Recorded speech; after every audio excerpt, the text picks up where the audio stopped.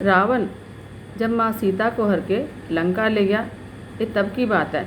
तब लंका में सीता जी अशोक वृक्ष के नीचे बैठकर चिंतन करने लगी। रावण बार बार आकर माँ सीता जी को धमकाता था, लेकिन माँ सीता जी कुछ नहीं बोलती थी। यहाँ तक कि रावण ने श्री राम के वेश में आकर माँ सीता जी को भ्रमित करने की कोशिश भी करी, लेकिन फिर भी सफल नहीं हो पाया। रावण थक हार कर अपने शयन कक्ष में गया तो मंदोदरी ने उससे कहा, आप तो राम का वेश बनाकर गए थे, फिर क्या हुआ? रावण बोला, जब मैं राम का रूप लेकर सीता के सामने गया तो सीता मुझे नज़र ही नहीं आ रही थी। रावण अपनी सारी ताकत लगा चुका था, लेकिन जिस जगत जननी माँ को आज तक कोई नहीं समझ पाया, उसे रावण कैसे समझ पाता। रावण एक बार फिर आया और बोला, सीता, मैं तुमसे सीधे सीधे बात करता हूँ, लेकिन तुम कैसी नारी हो कि मेरे आते ही घास का तिनका उठाकर उसे ही घूर घूर कर देखने लगती हो। क्या घास का तिनका तुम्हें राम से ज़्यादा प्यारा है? रावण के इस प्रश्न को सुनकर माँ सीता जी बिल्कुल चुप हो गई। उनकी आंखों से झरझर आंसू बहने लगे। उसकी सबसे बड़ी वजह थी, जब श्री राम जी का विवाह माँ सीता जी से हुआ, तब सीता जी का बड़े आदर सत्कार के साथ गृह प्रवेश भी हुआ। बहुत उत्सव भी मनाया गया।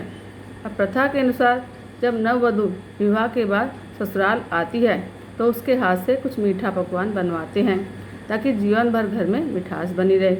इसलिए माँ सीता जी ने उस दिन अपने हाथों से घर पर खीर बनाई और सारा परिवार, राजा दशरथ और तीनों रानियों से चारों भाइयों और ऋषि संत भी भोजन पर आमंत्रित थे।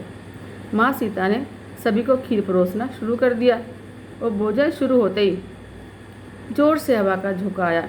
सभी ने अपनी अपनी पतले उठाई। सीता जी बड़े गौर से सब कुछ देख रही थी। ठीक उसी समय राजा दशरथ जी की खीर पर एक छोटा सा घास का तिनका गिर गया, जिसे माँ सीता जी ने देख लिया, लेकिन अब खीर में हाथ कैसे डालें? अब प्रश्न यही था।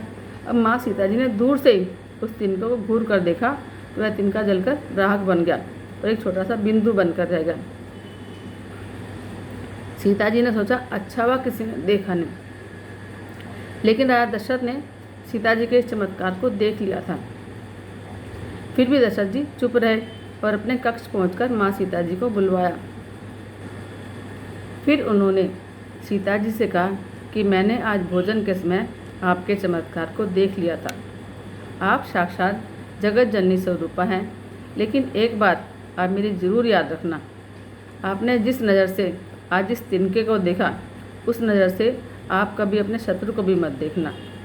इसलिए माँ सीता जी के सामने जब भी रावण आता तो उसे घास के तिनकों को उठाकर वह देखती और राजा दशरथ की बात को याद कर लेती। तिनधर ओट कहत वह देही, सुमरी अवधपति परम स्नेही। यह है इस तिनके का रहस्य। इसलिए माँ सीता जी चाहती तो रावण को उस जगह ही राख कर देती, अपनी नज़र से देखकर भस्म कर देती, लेकिन राजा दशरथ जी को उन्होंने वचन दिया था, तो भगवान राम को रावण का वध का श्रेय दिलाने के लिए वह शांत रही। ऐसी विशाल हृदय हमारी जानकी माता को शत शत नमन है, शत शत नमन है। जय माँ सीता, जय श्री राम।